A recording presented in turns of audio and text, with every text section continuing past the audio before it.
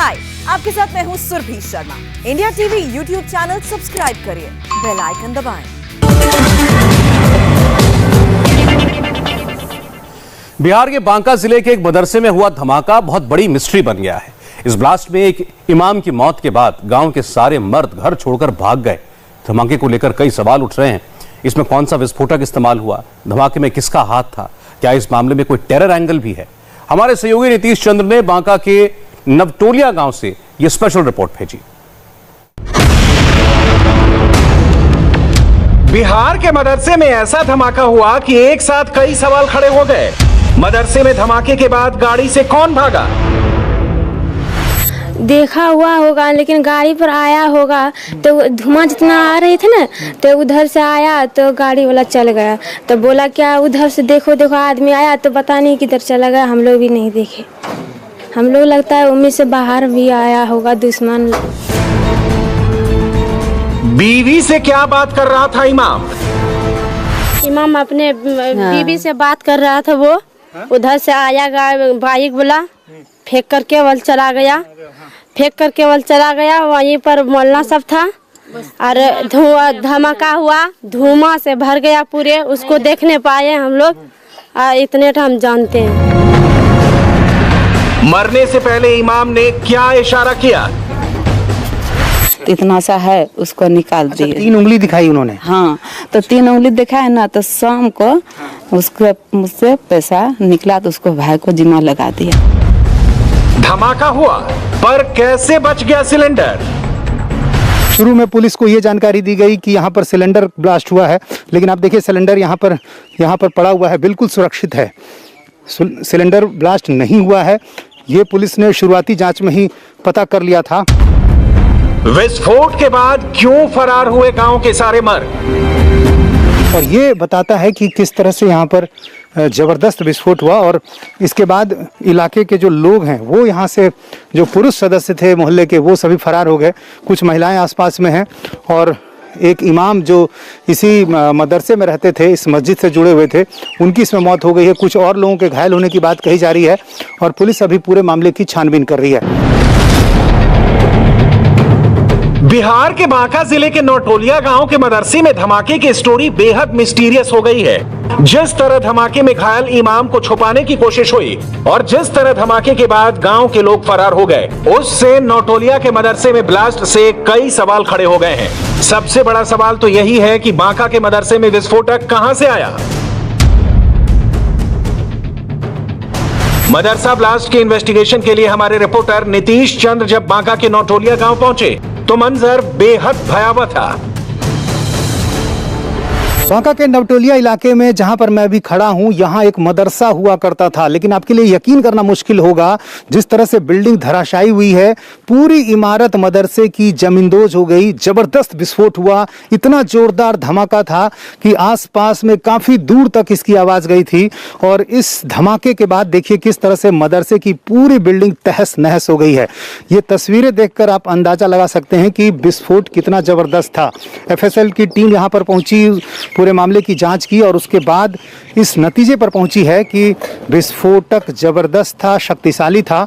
और उसी का नतीजा है कि ऐसी तस्वीर देखने को मिल रही है। आप देखिए जो चीज़ें आपको दिखाई दे रही हैं, यहाँ पर देखिए एक अलमीरा है, वो किस तरह से बिल्कुल मुड़ गया है। यहाँ पर आप देखिए पंखे आपको दिखाई दे रहे हैं और तमाम वो चीज़ें यहाँ पर जो बिखरी हुई हैं, वो बता रही हैं कि आखिर मदरसे में कितना अधिक शक्तिशाली विस्फोटक रखा हुआ था। और ठीक मदरसे के पीछे के हिस्से में यहाँ देखिए एक मस्जिद है। मस्जिद जो है उस मदरसे से इंटरकनेक्टेड है। हालांकि मस्जिद को कोई नुकसान नहीं हुआ है, लेकिन मस्जिद से बिल्कुल सटा हुआ ये मदरसा था। पिछले 2 महीने से स्थानीय लोगों ने कहा कि ये लॉकडाउन में मदरसा बंद था, लेकिन जब यहाँ पर विस्फोट हुआ, धमाके की आवाज़ हुई, तो उसके बाद कुछ लोगों के घायल होने की बात भी आई। यहाँ जो इमाम रहते थे, उनकी मौत हो गई है। कुछ लोगों के घायल होने की बात भी आ रही है।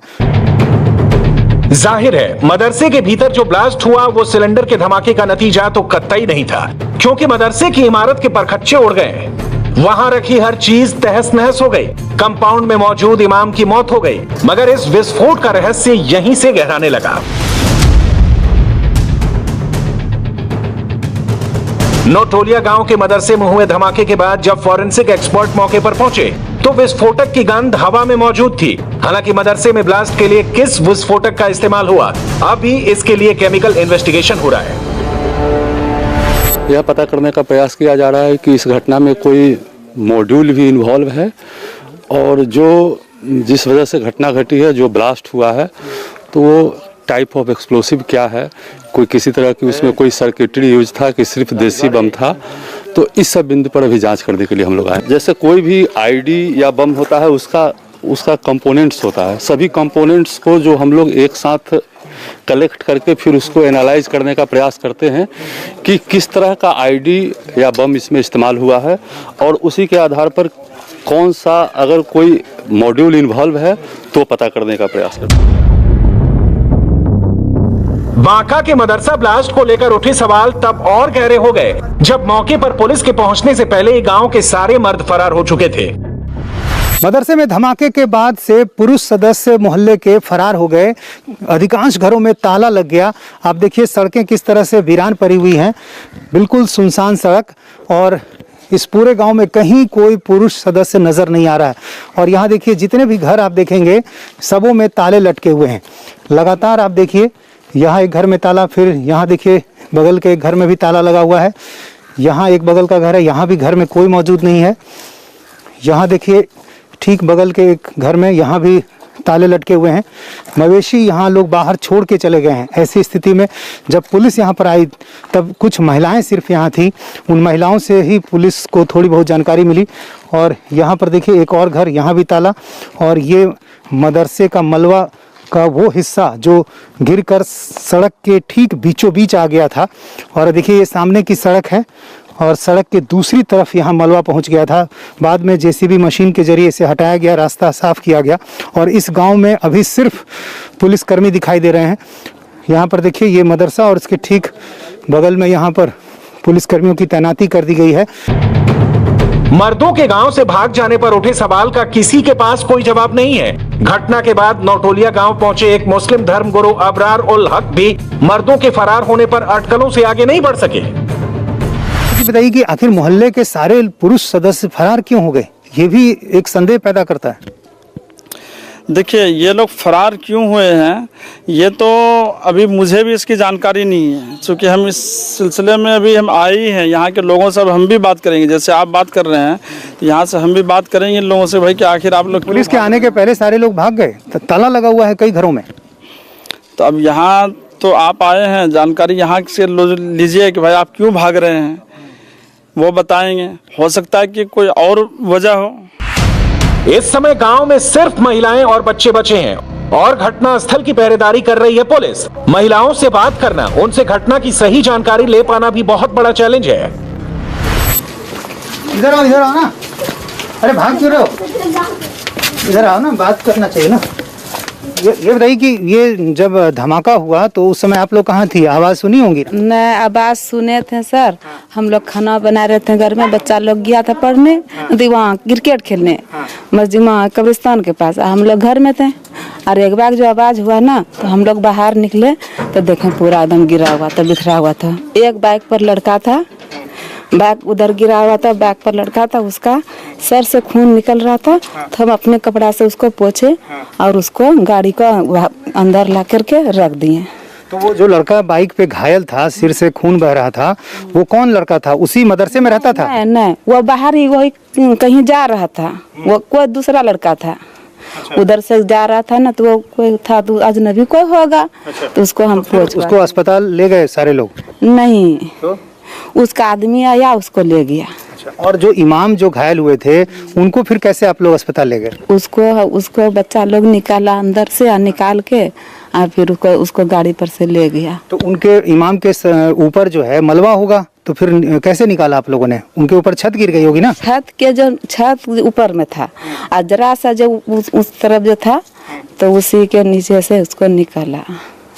उस समय इमाम जो थे क्या कह रहे थे, कुछ तो बताया होगा उन्होंने? उसको होश था, वो इशारा से बात कर रहा था इस तरह से।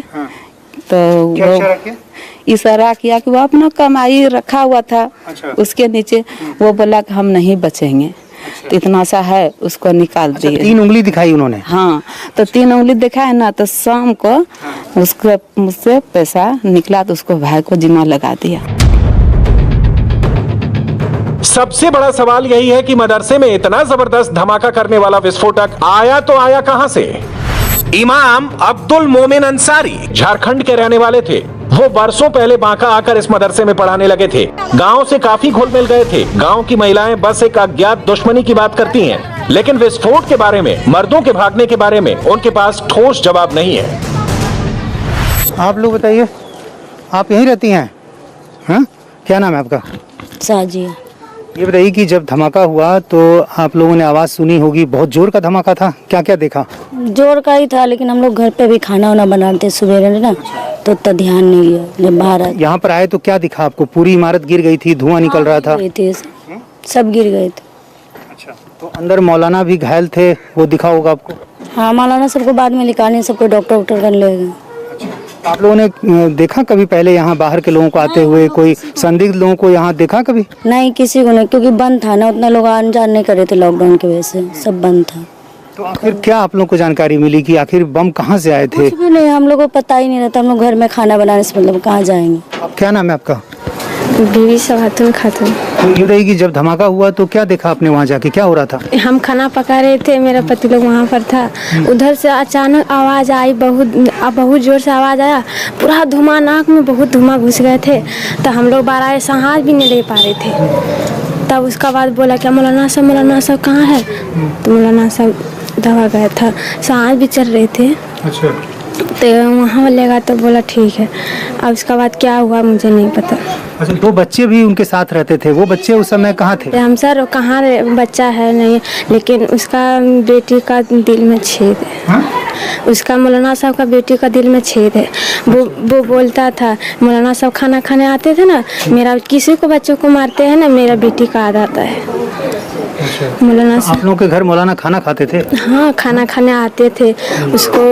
वो तो सबका घर पार ही आते थे, उसको खाना लेके पहुंचाते थे, कितना प्यार से बोलते थे वो। तो ये घर के जो मोहल्ले के सारे लोग क्यों फरार हो गए? कई घरों में ताला लग गया, सारे पुरुष लोग भाग गए, क्यों भाग गए? क्यों पता है भाग गया, किसका दुश्मनी था अल्लाह जाने।